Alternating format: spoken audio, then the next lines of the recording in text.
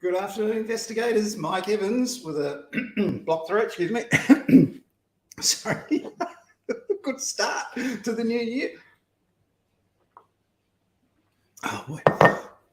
Mike Evans from the Australian Security Academy with this week's episode of Spy Curious. It's episode 188 and we're in the upstairs studio because the repairs to the block pipe in the bathroom that flooded the studio downstairs are going to be ongoing for the next 3 weeks. So we'll just have to get used to the cats and dogs walking past in the background.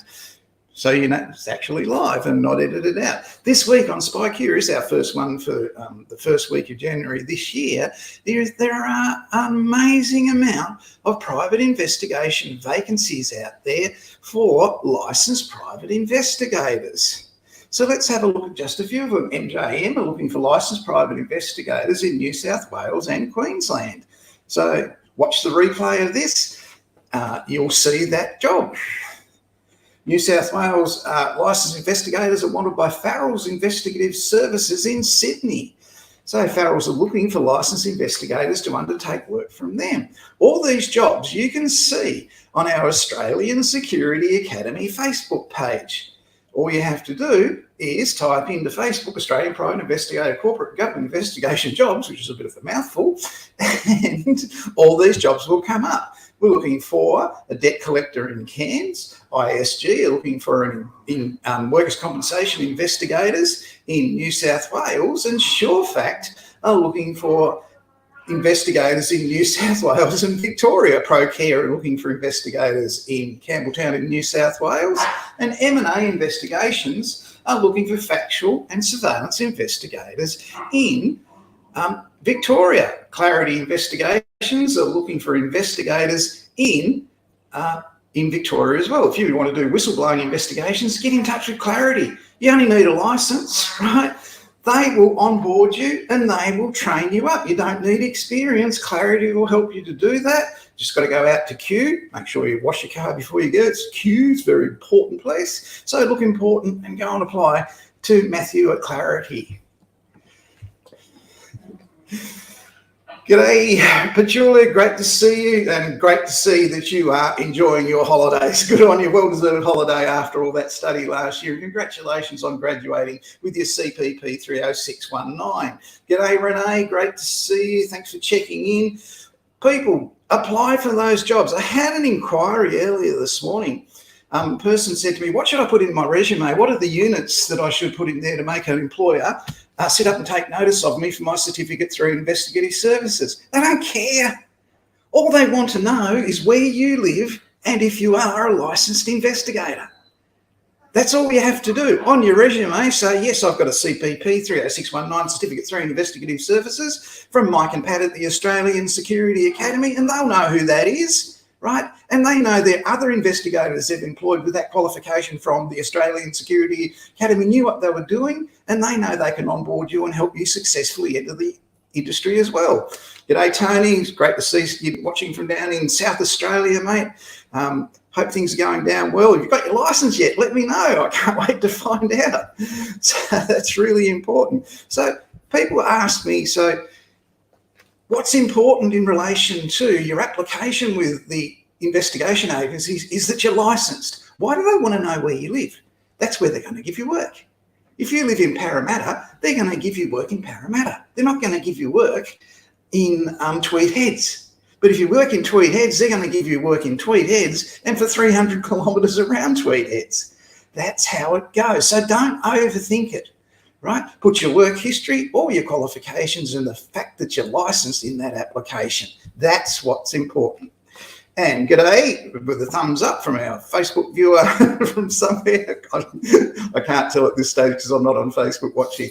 So great to say, thank you for saying hello, people.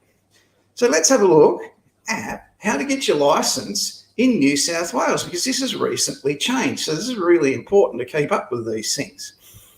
Here we go. It's coming. I'm live.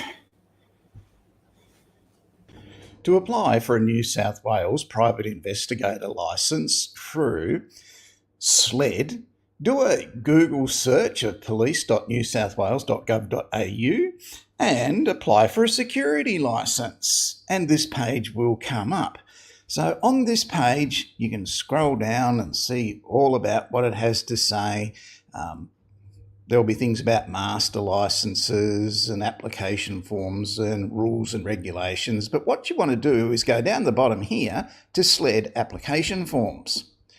And when you bring that up, you are looking for Class 2 and Class 1 licence forms. So that's here, just under the top of the page. You click on that and it says Class 1 or Class 2 application in the PDF.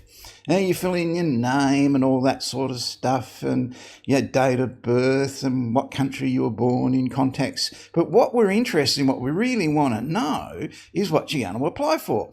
So we go right down to number 5, page number 5, and it says under Class 2 security licence there, you want to apply for a 2E private investigator licence in New South Wales.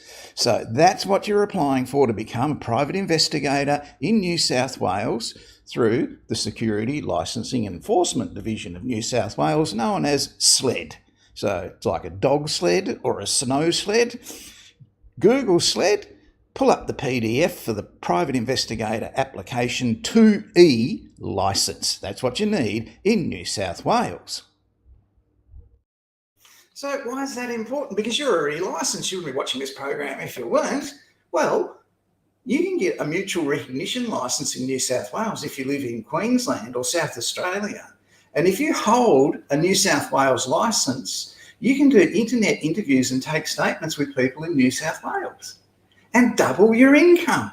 Doesn't that make sense? I'm not selling interstate licences at all. You don't need another qualification, but if you have the initiative to get another state's licence and know where to go when you need it, because there are people advertising there everywhere at the moment for workers' compensation investigators, they haven't got enough of them, okay? You can fill in the gaps and get extra work doing internet interviews if you're licensed in that other state. Let's have a look at how many people actually have licenses. We should have that here somewhere so you can see it and get your head around that as well.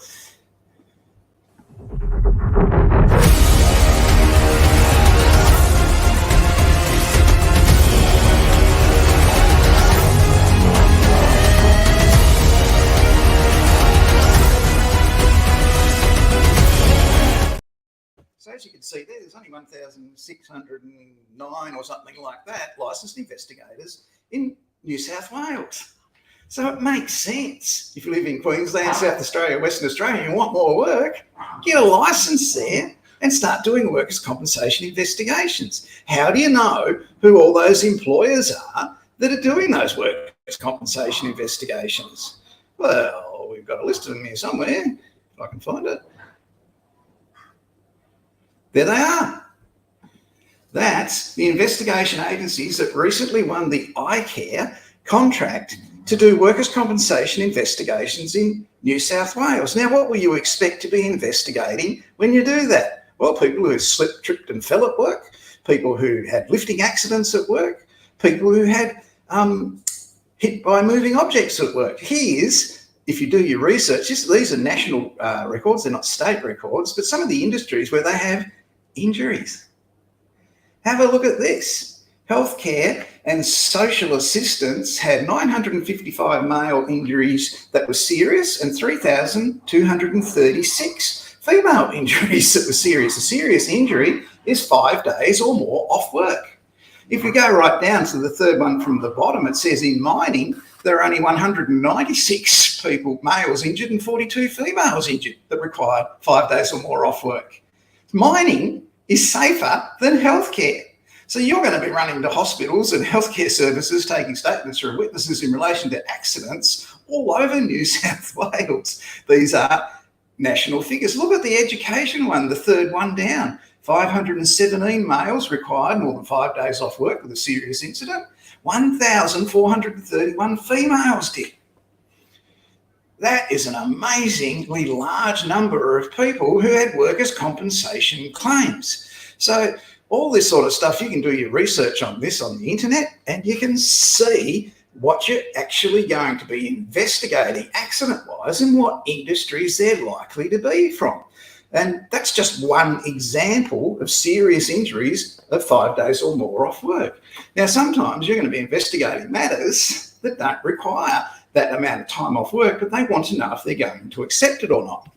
Down in Tasmania last week, case law was made when a man who was at work, on call, at a workplace 200 kilometres from his home where he had to go and stay in work accommodation. He took his dog for a walk and his girlfriend went for a walk with him and he slipped over and broke his leg. He put in a workers' compensation claim saying that I was on call. I had to answer the phone every 15 minutes and go to fix whatever broke down for the Hydroelectric Commission in Tasmania.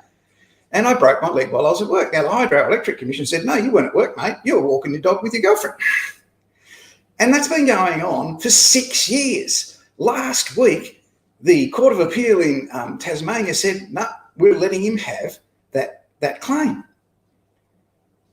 And I'm a Facebook friend of one of the judges in it. So it was really interesting to see. 6 years of fighting.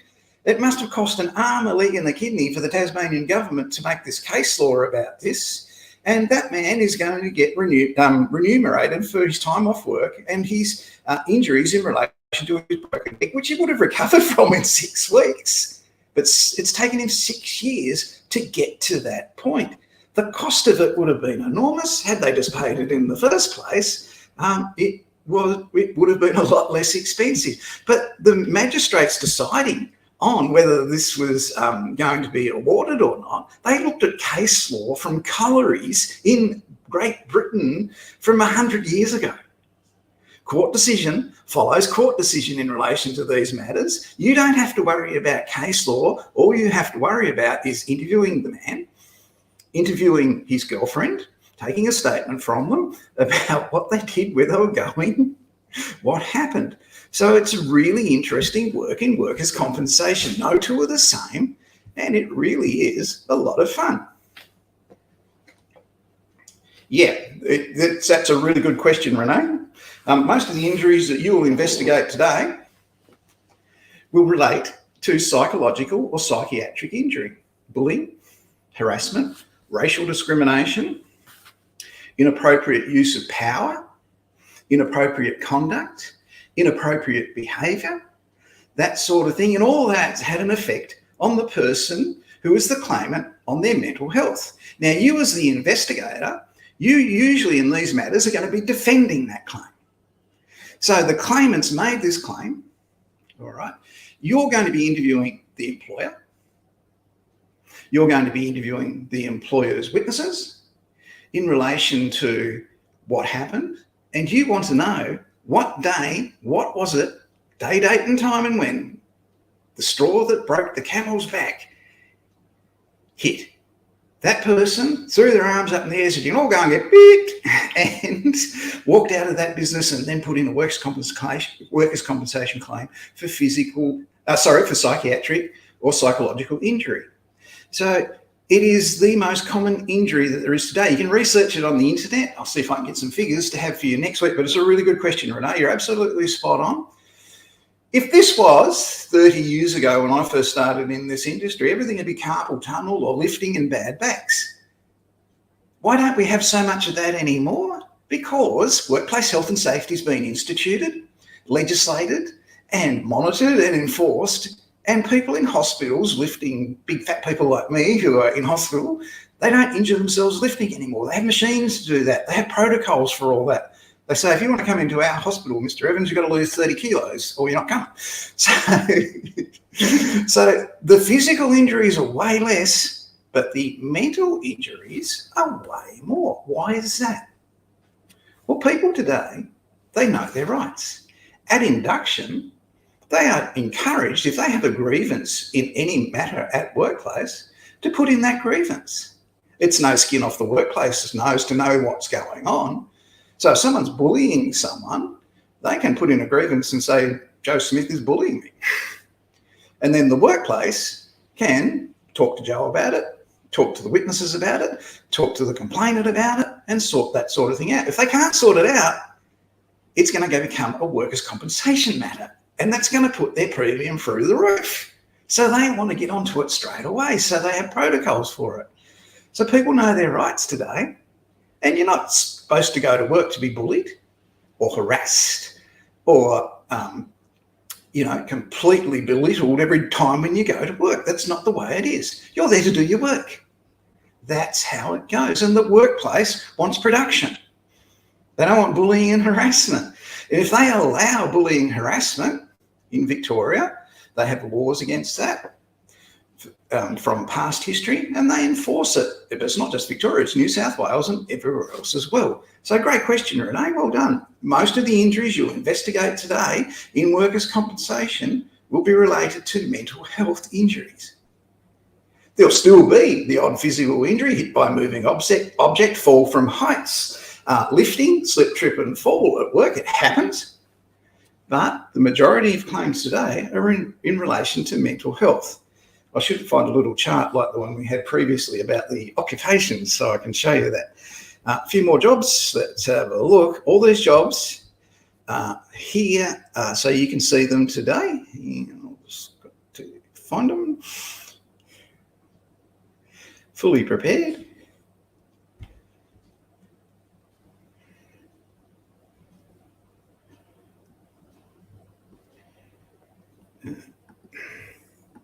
Fully prepared as I am.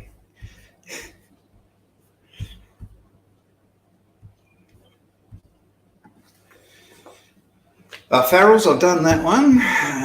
Go up a little bit higher. ISG, just reinforce they're looking for investigators, and they're holding meetings with ISG, so they're onboarding people already. So get in touch with them. Watch the replay of this program if you can't remember who they are. Warren Saunders Insurance Brokers, they're looking for factual investigators in New South Wales. M&A, who I've spoken to before, are looking for surveillance and factual investigators in Victoria, are looking for investigators in Sydney, factual investigators in Sydney, and they're for workers' compensation claims. M&A, one of the largest investigation agencies in Australia, who you have never heard of. So a lot of other people haven't heard of them either. This one, get on board with these guys. You'll rocket up the scale of your career very quickly. They're looking for New South Wales and Victorian investigators. Contact Pat Henderson at Surefact. He doesn't care about what's on your resume. He wants to see it because he wants to know you've got some experience in something, right? He cares that you have a license and that you live in Bendigo or you live in Bathurst or where you live, because he's got work there. That's what he cares about. Don't overthink what's going on. They've got work contracts to fill for work cover, for CTP liability, for general insurance, and there's only 1,600 investigators in New South Wales. They need more investigators. And Pat will onboard you and help you with your success in the industry at Surefact. G'day, Sharon. Good to see you. Are there any companies that are prepared to take newly minted investigators without experience? Surefact will engage you if you have a license and you have an Australian Security Academy Certificate 3 in Investigative Services. I was at Surefact on the day they opened, in their office with them.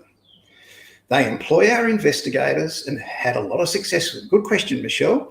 Surefact will. LKA, sorry, not LKA, whoops. Clarity Investigations in Victoria will accept your application today if you have a Certificate 3 in Investigative Services, onboard you and have you working in 2 weeks' time. They really will, if you're a licensed investigator. Okay, they have whistleblowing work, they have workers' compensation work all around the country. All of these investigation agencies have to capacity build. It's a requirement that they capacity build.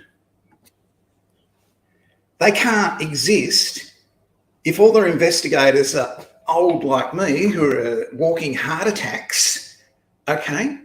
They can't exist beyond next year because they know he's getting old and he's heart attack potential. If his football team loses, he's going to drop dead. They want to know Michelle Smith from Byron Bay, right, can step up and do those interviews and take those statements and write those reports and do those investigations. And they're fully supportive of it. Do not think for 1 second ever that all the investigation agencies in Australia are happy with who they got. They can't be, because they've got to do an investigation in Alice Springs. They have to do an investigation in Hobart. They have to do an investigation in Launceston for the Hydroelectric Commission, where a guy's walking his dog. Was he at work or wasn't he at work? All right. So they capacity build, they onboard new staff, and there are people that used to watch this program 187 episodes ago because they were absolute beginners in the industry 3 years ago, who are working investigators today who can't watch this program anymore because they're too busy. I miss them. Right? They might watch the replay. They send me an email every now and again and say, oh, geez, it's busy, right? Do not think you're Robinson Crusoe, you're isolated and you can't enter the industry. The industry is professional today. It's sobered up from what it used to be like 20 years ago when it was all meetings and drinks and all that sort of thing. Now it's inclusive. Now it's professional onboarding, case management systems. They want to know that if they're going to train you up and you are going to work for them, that you're going to be loyal to them, and that you're going to do their work on time, that sort of thing. They'll tell you how much they're paying you, right?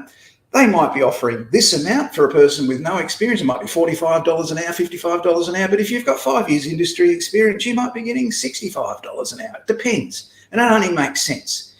If you've got 5 years industry experience, you get paid a higher rate because they don't have to fix up your statements and fix up your stuff in the office. So that's a really good question, Michelle. Well done.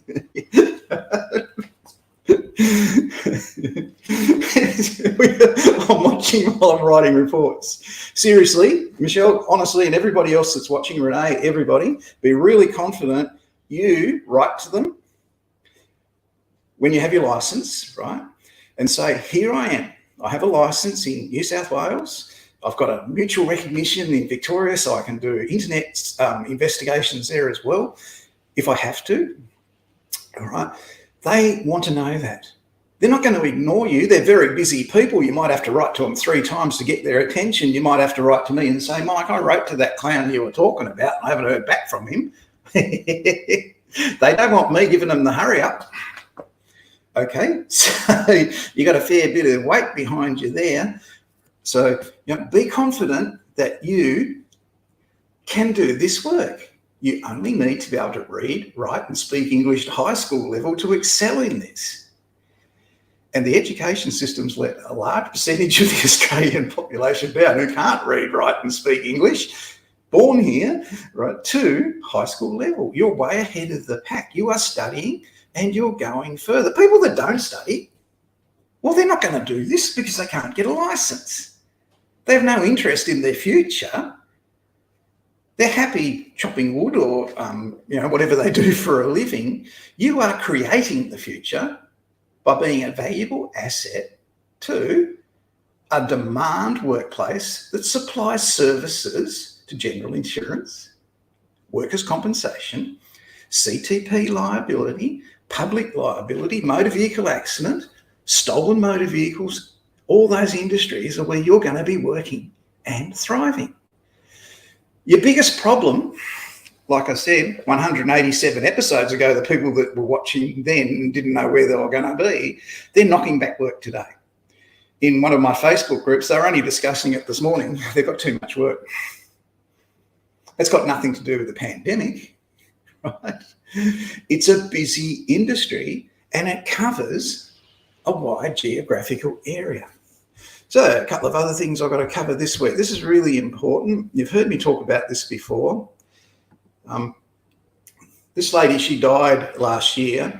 It's Cindy Farkison. She was married to Robert Farquharson, the guy that in 2005 on Father's Day killed his 3 sons by driving his vehicle into a dam and drowning them and abandoning them.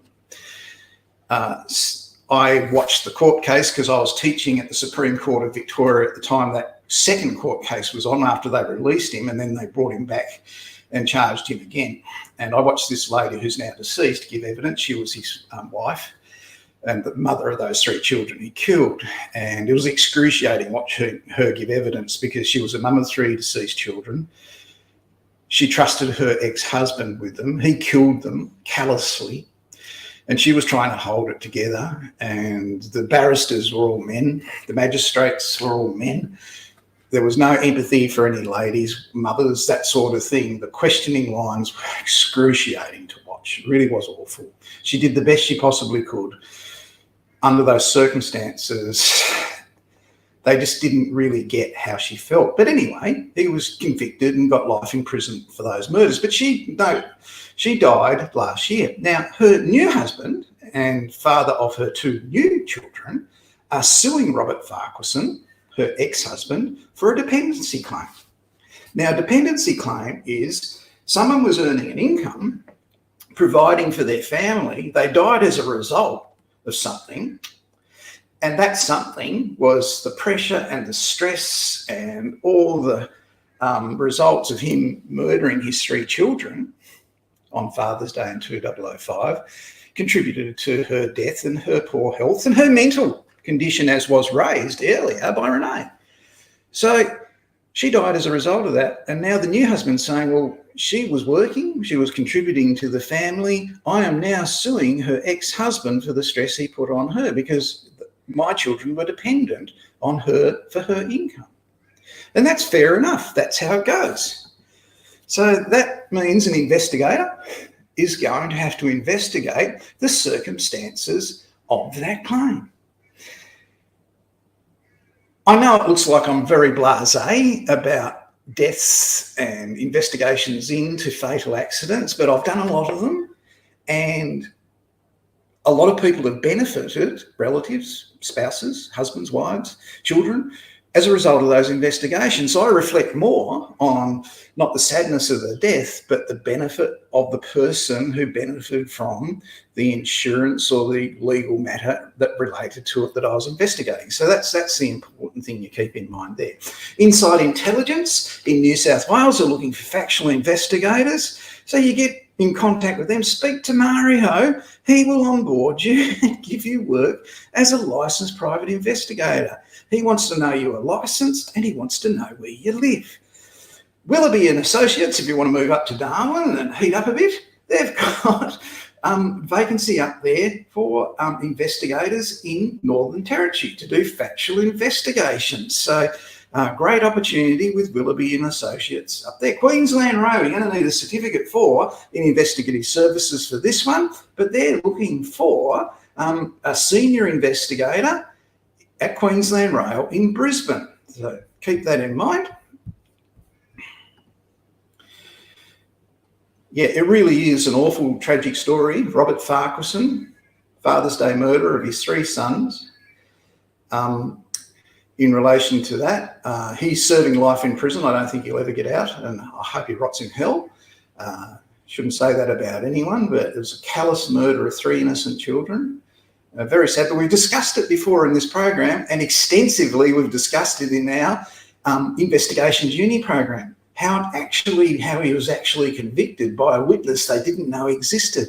So if you're an Australian Security Academy graduate student and you're not getting access to our Friday Investigations Uni program, get in touch with me and you'll be able to see that for yourself, how it all came out. And he nearly got away with it. But how the investigation unfolded is really worth a look at that uni program. One of the advantages of being an Australian Security Academy student. MJM are looking for factual investigators in Queensland. And I've done Farrell, so I pretty well covered all my investigators. Done Cindy, got to cover this one. This is important.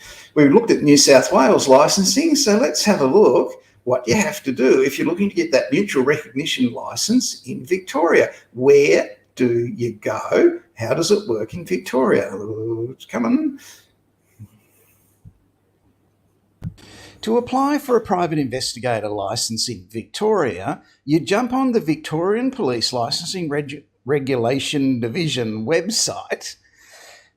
You just do a Google search for that and apply for a private security licence or registration. Now, you're a private investigator, you're not interested in security, but in Victoria and everywhere else, they lump investigations in with security for licensing purposes. So you scroll down the page once you've Googled it, and it's got all sorts of information in relation to what you have to do to apply for your licence. So you're interested in a private security individual registration to become a licensed private investigator in New South Wales. Now, to do that, to apply for it, you've got to go down here underneath this section and click on the e-services portal, which will take you to the online application to become a private investigator.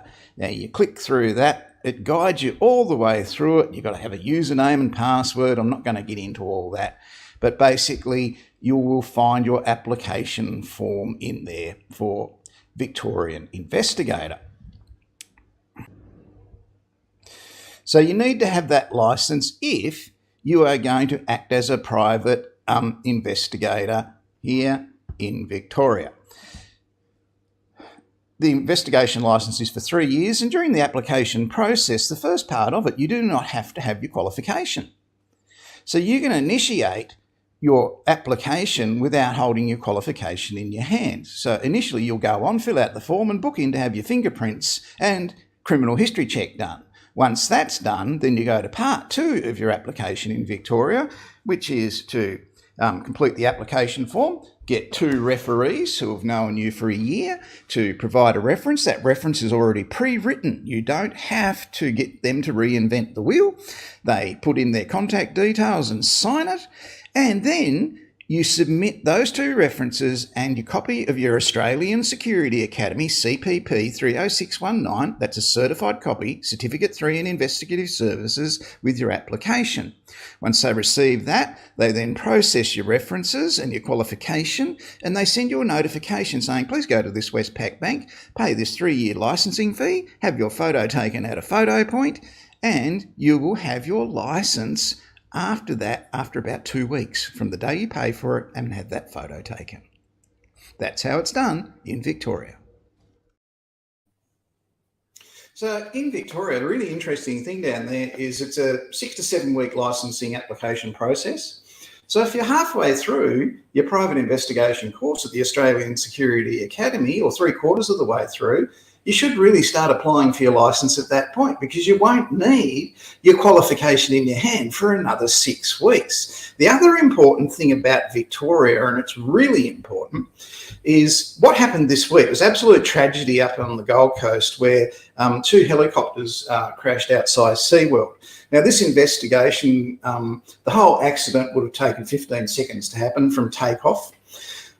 And you can see video of it, and there were 4 people tragically deceased as a result of the accident. Now, you may be an investigator in Queensland who's given the investigation into one of those fatal accidents, and that person might be one of the adults who was earning an income, and they're a tourist from Victoria. Well, in this case, there was 2 tourists from Great Britain. So it's getting even worse. But let's say one of them, for example, was from Victoria. So you're a licensed investigator in Queensland. You interview the people, the witnesses you had to interview, but the employer is down in Victoria. You are fully familiar with this case. You've now spent 45 hours investigating it in Queensland, and you have to interview someone down in Victoria, but you're not licensed there. In Victoria, you can get a temporary permit license. So you contact the webpage that you just saw, and you can get a temporary permit license for 3 weeks or 6 months or however long your investigation is going to go for, and you are covered if anyone argues about your ability as a licensed investigator to go to Victoria and do that. So that's a really interesting, just Victorian thing. Can't do that in Tasmania. You have to get the full licence for $900 a year. In Victoria you can. So each state has different rules. Each state has different applications of those rules. Very tragic accident, that one on the Gold Coast. Awful matter. Again, you're an investigator. You are going to investigate fatal accidents. It's something that you do. And it would be remiss of me to not say to you that it will never happen, because if I said that, it'd be highly likely that your first one you ever get is going to be one of those. This is a job vacancy that's come up today, and you can see it on our Facebook page. It's in Victoria, and it's with the Our Watch Limited. Now, Our Watch Limited in Victoria is as a result of domestic violence matters down in Victoria, and Our Watch is one of the organisations that addresses that. Now, this is a quality and compliance officer role. So you will need a certificate for a government investigation for this, and some experience in domestic violence or child investigations, that sort of thing. But Our Watch is the equivalent in Victoria of the women's coercive control issue that we've got up in Queensland, where they hire private investigators to exercise coercive control over women. And Our Watch is the same thing, but it's not in Queensland, it's down in Victoria. So it's really interesting as part of our research for the advisory of how they're addressing the use of private investigators who use trackers, illegal trackers and coercive control in relation to that sort of thing in Queensland. It's really interesting to see Victoria's more evolved. It's been happening longer down there. And that position with Our Watch, you won't need a licence for it, but you'll need some kind of investigation regulatory compliance qualification. That's your certificate for government investigations or fraud control, that sort of thing. So that's a great opportunity, and it's one where you can see it on our Facebook job vacancy page. Get online and have a look at it. If you missed it today at our Friday Investigations Uni, we had what to do in a tricky situation when a surprise witness comes along. So if you missed it, get on to our uni page. If you're an Australian Security Academy student, if you're a member of AirLap, you have free access to this. If I haven't given you access, get in touch with me and say, Mike, give me access to that. I want to do the uni thing on Fridays and get my CPD and CPE points. So it's a really interesting one today. It's something that everybody's familiar with, but they're now even more familiar with it as a result of what we did today. Another question I've had this week is, do I need a Working with Children card to be an investigator when one of the witnesses is a child? Well, no, you don't. It's a good question, very good question. No such thing as a bad question, because when you interview children and take a statement from them, they've got to have an adult or a guardian or a JP or a magistrate or a corrective services officer with them, because they have to have that support person with them. So you don't need a Working with Children's card or approval for that. So it was a good question, really good question, but not required. The other thing that I got asked today was about how do I apply for AirLap? Now, AirLap is the Association of Investigation, Risk and Loss Adjusting Professionals. It's the Australian Security Academy's industry association. We're about to become approved in Victoria, and that will happen before the middle of this year. So if you have to join an industry association for your security business license in Victoria, being a member of AirLap and doing our Friday uni, CPD and CPE will allow you to have that business license now. And the beauty of that is when you apply for that business license, I provide all the standard operating procedures for an investigation business to help you with your application. And I tell you what, if you don't have those standard operating procedures, you're not going to get a business license in Victoria. You're not going to be able to employ other investigators and take on other investigation agencies. So that's really important. If there's anything today you need to contact me about, I'll be available as of Monday of next week, because we're back in full swing for our year 2023. So that's my contact number. You can get me on the email or Google the Australian Security Academy on the website. So 2023, I'm sure it's going to be a very busy year. Got another question. No worries, Renee. It was a really good question, a very good question. Mental health, injuries, psychological injuries is what you're going to be investigating a lot of today. So keep that in mind. And I think I did have something there that I had to done all that. Whoops. I'm getting old. Thanks for the licensing about VicPol. That's all right. Sharon, get on there and apply for that license. You're almost finished. As soon as you get that statement done, you're going to have completed your qualification in combination with your past experience. So get on there and get that moving. It usually take about 6 weeks, 5 weeks to get in for an appointment with fingerprinting. What you must understand, as I said, in that application process, we're in with security guards. In Victoria, this is how it works. 110 people a week apply to be a security guard at the Licensing Regulation Division. They do. 2 people a week apply to be private investigators, usually Australian Security Academy students. So they've got to deal with a lot of people. So make sure you get on there and book in, and that means you've initiated the process and you don't have to wait 3 weeks to complete those statements and records of interview or whatever. You can get it moving now, complete your qualification. Nothing wrong with that. That's their system. Every other state and territory, you have to have the qualification when you apply.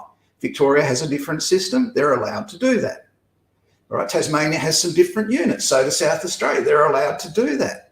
South Australia has less units than any other state. They can say what they want, all right? But if you go for that mutual recognition, you're probably going to need those other qualifications. So, all right, so they're 2 months behind in processing in Victoria at the moment, and I understand that because we just had Christmas, New Year, even though I'm back on board. I didn't want to be here. I was too busy enjoying a holiday. That's about standard now. They'll catch up. They'll get that back up. The Rose training case, this is really important. Really, really important. And it's going to be the biggest issue of 2023. Last year, Rose Training in Queensland, they were convicted by the Vocational Education Regulator, ASQA, in the federal court of issuing qualifications that were invalid. They were fined $23,000 as a registered training organisation for doing that. Now, Rose Training, lovely people, they made a mistake. They were fined $23,000 for it. They're still a registered training organisation. That's okay. The regulator doesn't want any registered training organisation having unqualified instructors who don't hold the qualification, teaching and assessing a qualification that's not on the scope of registration of that registered training organisation. All right, so it wasn't on their scope. They thought it was. It was a mistake and a blunder. That was Rose Training. It wasn't intentional, but they paid a high price for it. They're a decent registered training organisation. They still exist. They weren't shut down. They didn't deliberately do it.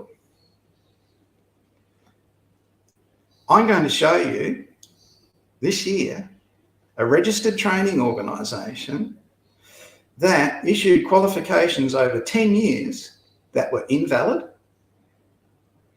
that they never had the right to issue, that's left suppliers to Allianz, QBE, Suncorp Metway, and other insurers who rely on their work and are on their panel without valid qualifications to do what they do. And it's not Certificate 3 in Investigative Services. It's worse than that. So I will show you that this year. And Rose Training did it in 5 instances and got fined $23,000. The one I'm going to show you has done it probably in 3,000 cases. That's a very heavy fine. Those insurance companies that relied on those qualifications to be right and have denied claims that were investigated by those loss adjusters, they're not going to be happy. Because if the claimants who had their claims denied by people with invalid qualifications that the insurers relied on, they're going to be very upset. That's going to hit the news this year. You'll see it in the insurance news. It won't be covered up, can't be covered up. Rose Training made a mistake. This other one, oh boy. So that's going to be interesting to watch. And I think it'll be the biggest news in insurance investigation in Australia in the last decade. So something really to look forward to there. You've got to have your facts right. And I tell you what, they're right. It's a really interesting one that's coming up. Without anything further, I did have another question, how to join AirLap. To join AirLap, you must be an Australian Security Academy graduate student. Email me and say, Mike, I want to join AirLap. Other question I got was, how do I get my General Insurance Code of Practice qualification? Now, this is a really good question. It's $175. It's not a nationally recognised qualification. Every insurance company in Australia has their staff do a GI COP, General Insurance Code of Practice course. They have to. It's a compliance issue. And if you're working in stolen motor vehicles, home burglaries, home arsons, home public liability, dog bites, that sort of thing, slips, trips and falls by delivery people to your house, and you have a lot of delivery people today, you're covered by general insurance if they injure themselves on your property. So you as an investigator, if you're going to be investigating those, you should have a General Insurance Code of Practice qualification. Just last year, towards the end of the last year, I renewed my Suncorp Metway one. I've got a National Road Motorist Association one. It's an expectation. We at the Australian Security Academy deliver that course. It's $175. It's not nationally recognised. So you get access to all your materials. You do a very short series of assessments, which is very similar to what Suncorp Metway does for their staff or QBE does for their staff. So you do that just by contacting me and say, hi, Mike, how do I go about GI COP? GI COP, General Insurance Code of Practice. We don't make any money out of it. It's a service we provide. Basically, it's there for our students who want it, and it's available now. So you don't have to wait. So that was a really good question I got asked this week. Thanks for watching, people. I've gone way over time. Thank you for your questions and your participation. I'll see you next week. And yes, we will expand more on the issue that Rose Training got pinned on that someone else didn't. So that's really going to be an interesting one to watch. If you're in loss adjusting, you're going to want to see that, because it's going to be important to you. If you hold an Australian Security Academy diploma of loss adjusting, you haven't got a problem. Hold one from somewhere else in the last 10 years, you've got a major issue. I'm Mike Evans from the Australian Security Academy. Thanks for watching, people. I'll see you next week.